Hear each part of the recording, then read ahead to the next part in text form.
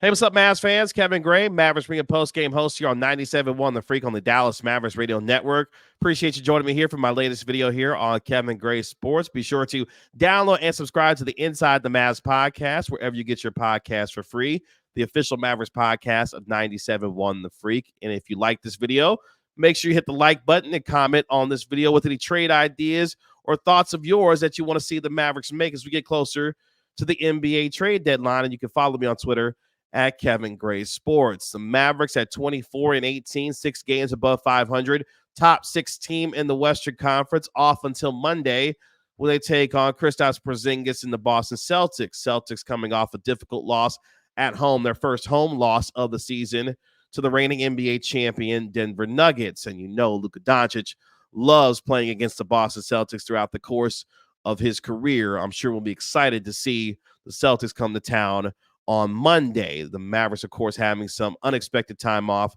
due to the unfortunate tragedy that struck the Warriors organization with the passing of one of their assistant coaches. So as the Mavericks continue to work to get ready for the game on Monday, they're hopefully looking to get healthy as well.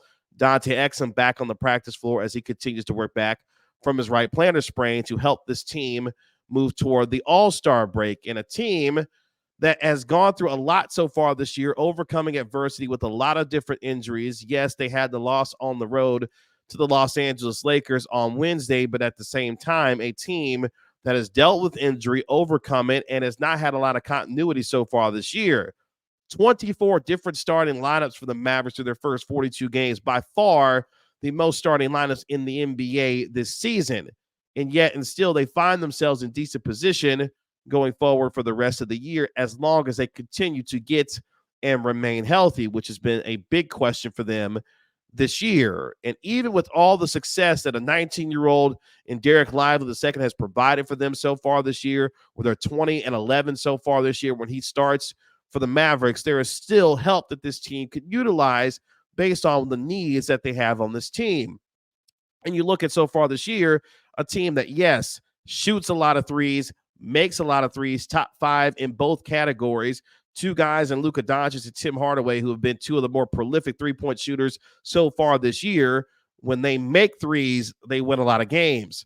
When they don't make threes, they don't win a lot of games, and it's ugly for them. But at the same time, they've been able to be a top 10 pace team this year, and most importantly, they've been a top 10 offensive team. While defensively, we knew this team wasn't necessarily going to be a top 15 team this season. If they could hover around 16 to 19 and play close to average defense, they were going to give themselves chances to win ball games every night. And so far, that has been the case over the last month or so. They've been better defensively with getting deflections, getting steals, getting in the passing lanes, and doing all the little things that will allow them to stay and remain in ball games on the defensive end. But with all that being said, with the success of Kyrie Irving and Luka Doncic on the offensive side, the unexpected success of Derek Lively II so far this year, as I mentioned, as a 19-year-old rookie, the unexpected lift that you've gotten from Derrick Jones Jr. and Dante Exum when he's been healthy, among others, you're still in a position where you could utilize some help moving forward for the rest of the year. When you're looking at the top of the Western Conference, whether it be the Minnesota Timberwolves, the Denver Nuggets, the Los Angeles Clippers, the Oklahoma City Thunder, you're looking at teams that have big front lines that need to be dealt with. And if you're the Mavericks, you don't necessarily have that right now, even with Derek Lively II in the lineup and the return of Maxi Kleber, who's going to be helping you with versatility on the offensive end, but more so providing you some defensive presence on that side of the ball.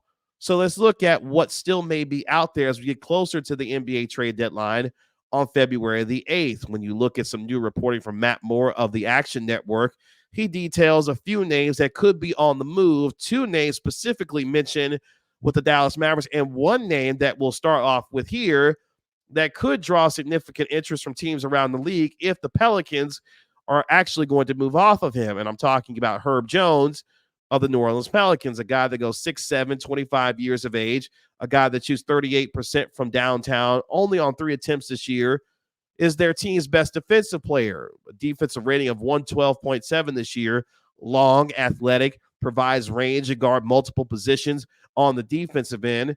He's an unrestricted free agent in 2027, currently under a 4-year, $54 million deal that averages around $13.5 million per season. Now, of course, if you're a Maverick fan, you would love to have the idea of having Herb Jones on your team. But you also look at your team, you say, Kevin, we kind of have one of those already in Derrick Jones Jr., who's had a career year, not only shooting the ball, but providing the kind of minutes that he has for this Mavericks team as being a solidified starter in this lineup for the Mavericks. And I say, you know what? I hear you there. But at the same time, Herb Jones would be an upgrade. And when you look at the Pelicans' financial situation with the likes of Zion Williamson, Brandon Ingram, and CJ McCollum, it's going to be difficult for them to keep some of their role players. And a guy like Herb Jones is one of those that could be a casualty because of the financial situation that the Pelicans find themselves in. And they've been playing well. You know how well they've been playing. You saw them come to the American Airlines Center during that baseball series with guys like Zion, Brandon Ingram, and CJ McCollum out and beat you. And then when they got back into the lineup, the Mavericks somehow beat them, of course, with Tim Hardaway Jr. and Kyrie Irving each going off for over 40 points in that game. But back to Jones, he will provide you significant athleticism and defensive ability on that side of the ball. But I don't think the Pelicans would be inclined to trade Herb Jones within the division, given how important he is to that team, a guy who averages a little over 10 points per game this year. But again, his defense is what provides you value there if you're looking for more of that on the defensive end if you're the Mavericks. Now, another guy that I would find a little more keen to be on in terms of what he could bring, especially knowing how much front court help the Mavericks could use, is a guy like Daniel Gafford in Washington. Now, Gafford goes 6'10". He's also 25 years of age. He averages 10 points, 7 rebounds, and a block and a half in 10 career games versus the Mavericks. And if you paid attention and you're a real Mavericks fan in the MFFL, you know how Daniel Gafford has gone after the Mavericks over the last couple of years and has played really well against them, including last year where he averaged 10 points, 8.5 boards, and 2.5 blocks a game against the Mavericks. Now, this year, playing pretty well in 26 minutes, averaging over 10 points per game, 8 rebounds, 2.1 blocks per game. He's a guy that right now is on a 3-year, $40 million deal, $13 million per. He won't be an unrestricted free agent until the year 2026. And again, at 26 minutes per game, he's got a defensive rating of 122, which is up from last year, which was at 114.3. But what he does, he provides versatility, he provides rebounding, he's going to block some shots for you, and most importantly, he's going to be a guy that helps you on your front line where you need significant help. And at 6'10", playing 26 minutes a night for Washington, we know how bad Washington is right now and how poorly they have played so far this year collectively as a team, even with Kyle Kuzma putting up some of the numbers that he is. Washington is just a bad basketball team. And Gafford would provide you really nice value and to be alongside a Derek Lively II, a Maxi Kleber, Dwight Powell, yes, who is much maligned on this team, but so far this year has been a really good passer on this team. If you've watched him, he obviously provides the hustle and the energy and the effort coming off the bench.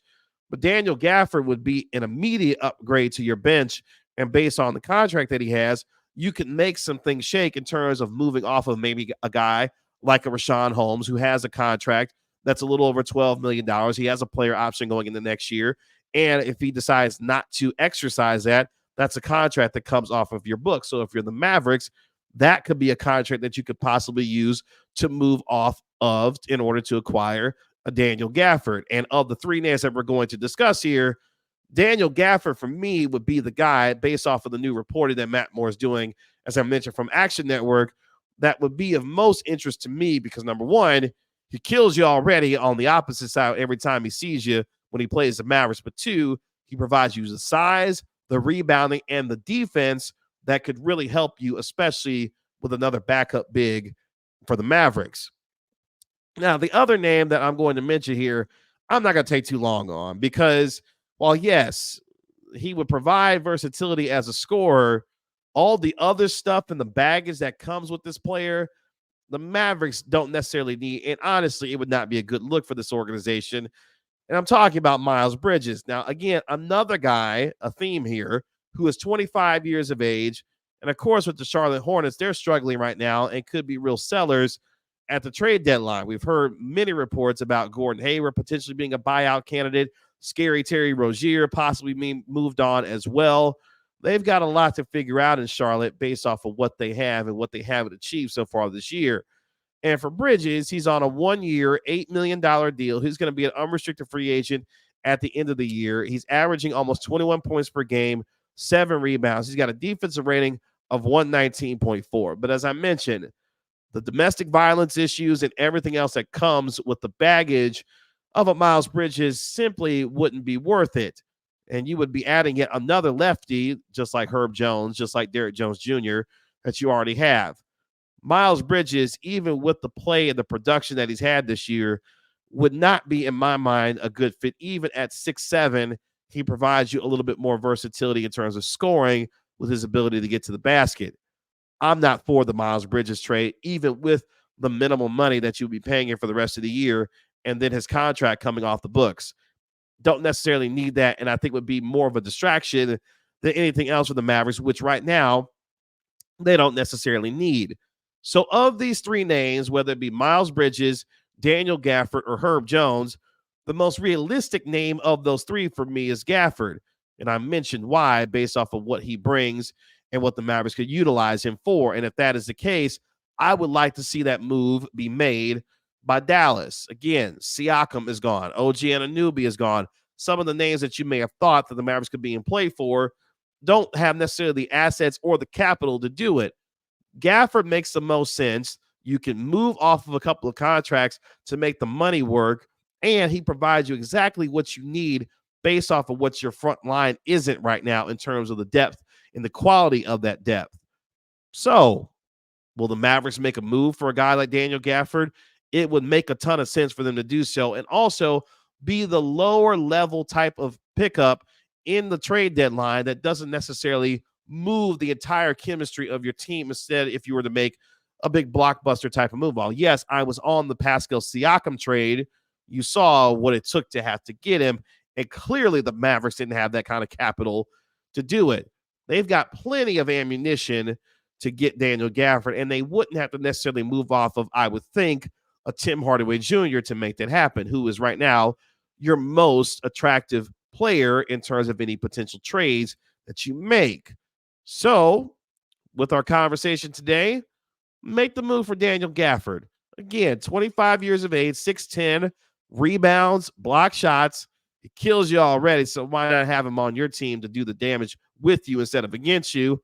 And you wouldn't have to move a lot, I would think, in order to get him based off of what Washington isn't right now, which is not a very good basketball team.